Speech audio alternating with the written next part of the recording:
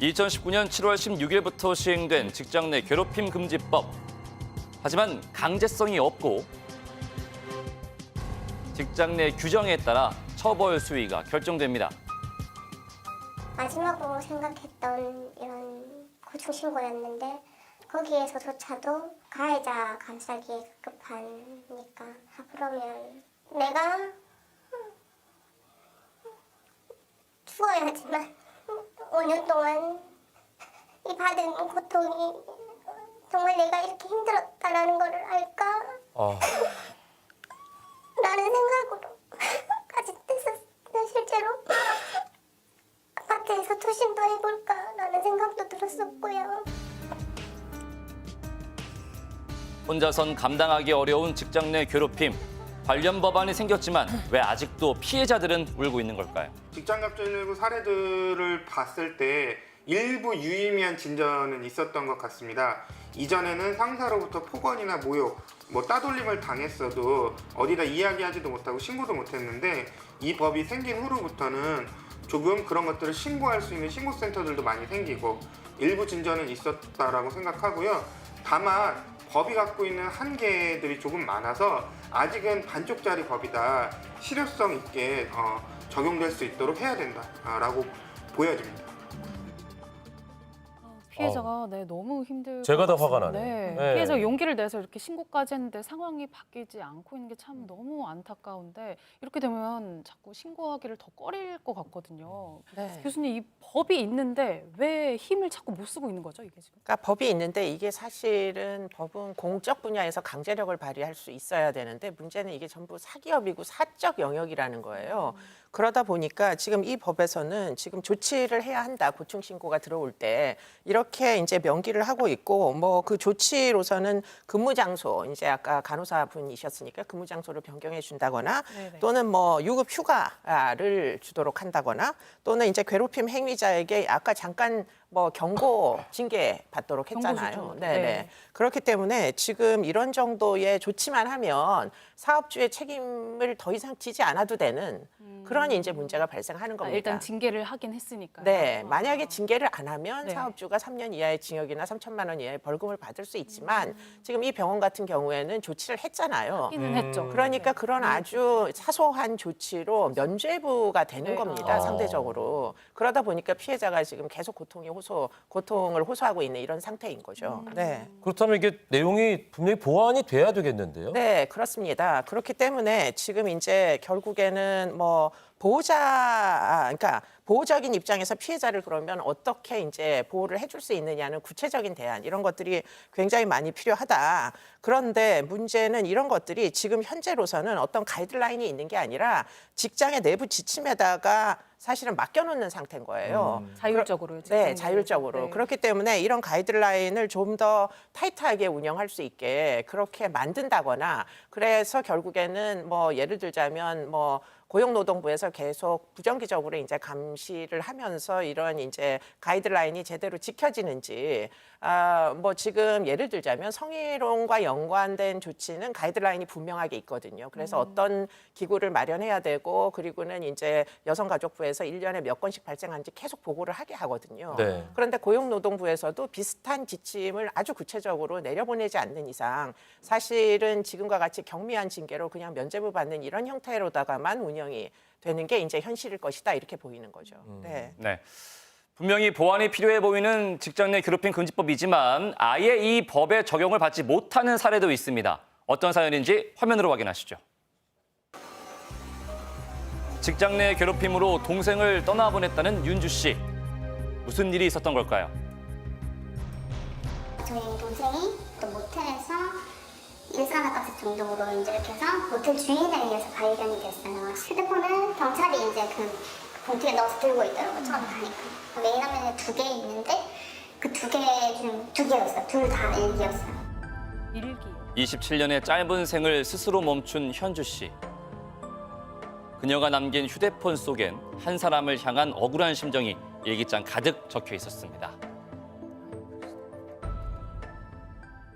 저희 동생이 이제 라는 골프장에서 작년 7월에 다시 여기 재입사한 거였어요. 재입사했을 때부터 좀 갈구고 화장실 가도 캐디들 화장실 가지 마라.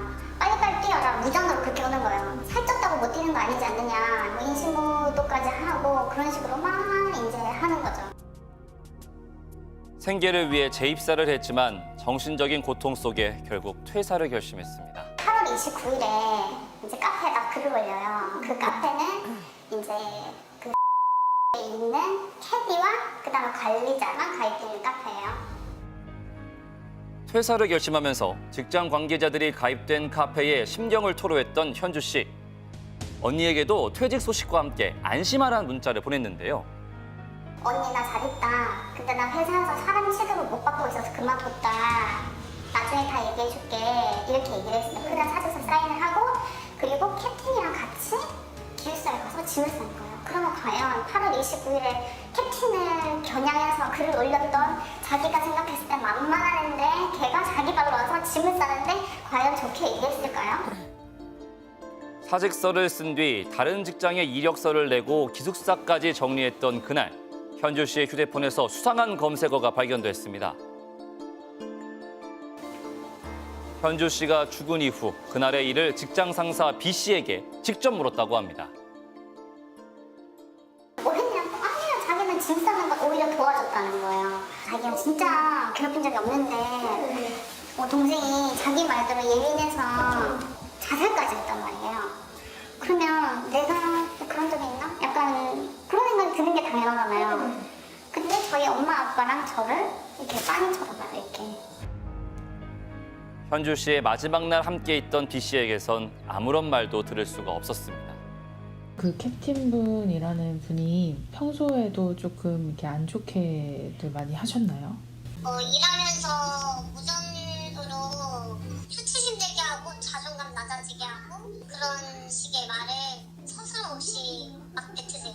캡틴님 얘기를 하면서 너무 스트레스 받는다, 퇴사하고 싶다 이런 얘기를 계속 했었거든요. 캡틴님 때문에 퇴사하는 사람이 되게 많았어요. 제가 봤을 때도 되게 많았고 거의 그냥 말로 사람을 죽이는 정도예요. 현주 씨가 왜 극단적인 선택을 했는지 알 수 없는 상황. 오직 유가족만이 진실을 알기 위해 외로운 싸움을 하고 있었는데요. 현주 씨의 죽음을 막을 순 없었을까요? 프리랜서, 즉 특수고용의 경우 직장 내 괴롭힘 금지법이 적용되지 않는 것이 문제라 할 수 있겠고요. 괴롭힘 가해자들에 대해서 피해자가 조금 더 적극적인 조치를 할 수 있도록 여러 가지 법 제도적으로 보완될 필요성들이 있습니다. 직장 내 괴롭힘 금지법 제대로 피해자를 지킬 수 있길 바라봅니다. 네, 사연들을 보고 있으니까 너무 안타까운 마음뿐인데요. 교수님, 그러면 도대체 이렇게 직장에서 남을 괴롭히는 가해자들은 어떤 심리로 이런 일을 벌이는 걸까요?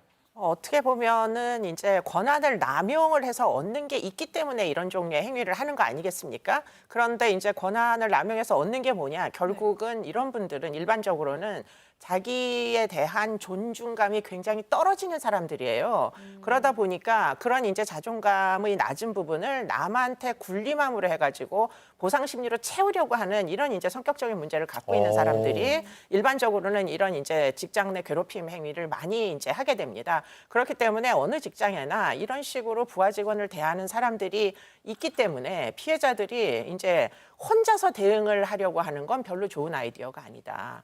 그렇기 때문에 비슷한 입장에 놓여 있는 피해자들이 모여서 뭐 같이 이제 대응을 하는 그런 방식으로 문제를 해결하려고 하는 게 꼭 필요할 걸로 보이고요.